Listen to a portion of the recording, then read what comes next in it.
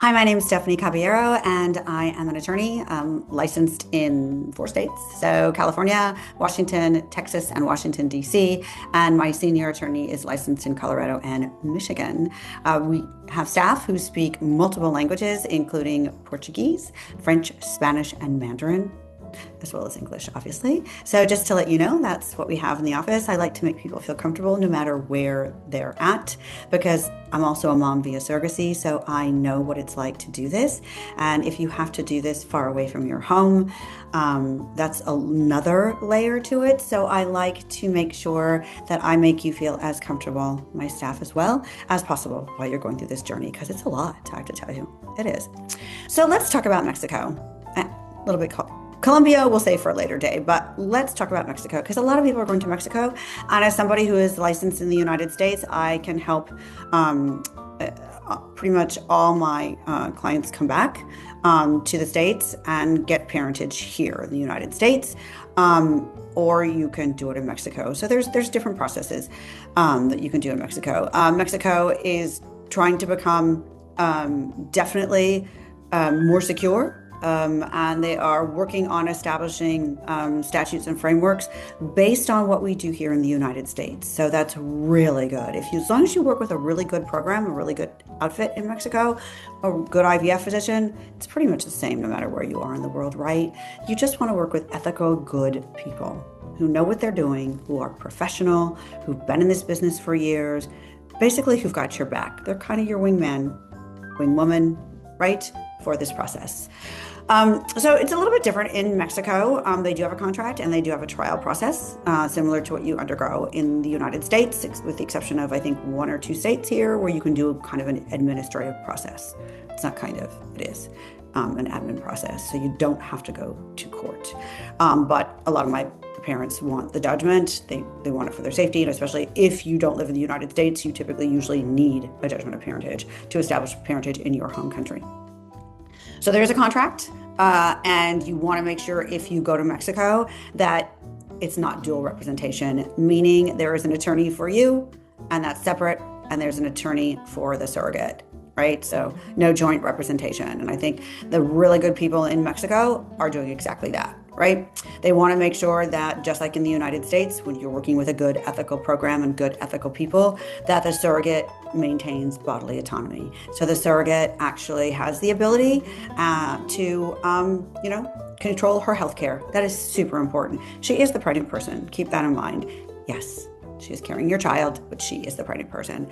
So you want to make sure that she has bodily autonomy. She has the relationship between her and her doctor, right? She controls her healthcare.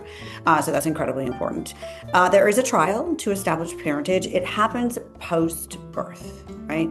And that, for some of my clients, is where the issues come in, just because the length of time it takes. Like, it's not here. We do it pre-birth. And if we have to do something post-birth, we've already started the process pre-birth, and it takes weeks, right? The Amparo trial can take months. So, and who has months to stay in Mexico, right? I mean, it's a great country. Love the people, love the food, but you don't live in Mexico. I don't live in Mexico, and I know most people work remote, but it's not easy. Some people have tag teamed, right? So things like that.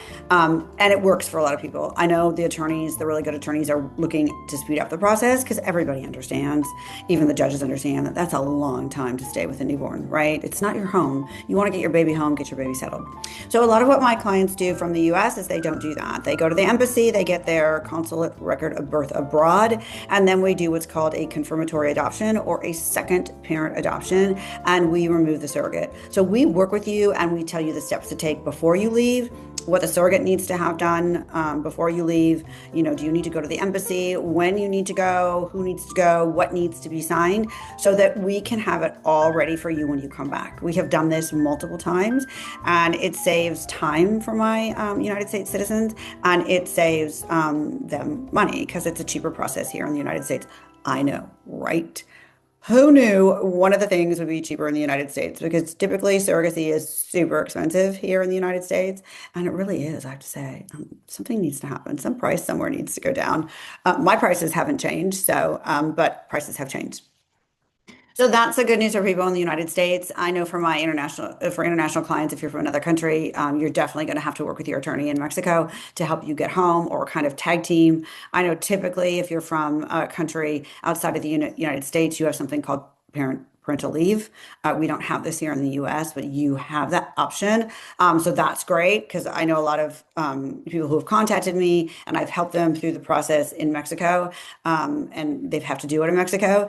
They're fine staying. And then, like I said, there's attorneys who have been able to do the whole Amparo trial within a month, which 4 weeks is great because typically, even in the US, we always recommend you need to say at least 6 weeks after birth. Just, you know, things could go wrong.